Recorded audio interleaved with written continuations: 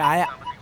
ആ അല്ല എഞ്ചിനീയറെ, ഇന്ന് എത്ര സമയം മുനിസിപ്പാലിറ്റി ഓഫീസിൽ ഇരിക്കേണ്ടി വരും? ഈ ഓഫീസിലൊക്കെ കയറി ഇറങ്ങി ബിൽഡിംഗ് പെർമിറ്റ് ഒക്കെ സെറ്റാക്കുന്ന കാലം കഴിഞ്ഞിക്കാ. അതെന്താ, പുതിയ മുനിസിപ്പൽ സെക്രട്ടറികൾ അലിയനാ? അതൊന്നും അല്ലിക്ക.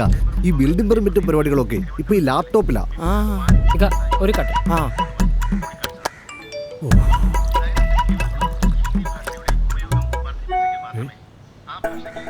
സാറാണല്ലേ പുതിയ മുനിസിപ്പൽ സെക്രട്ടറി?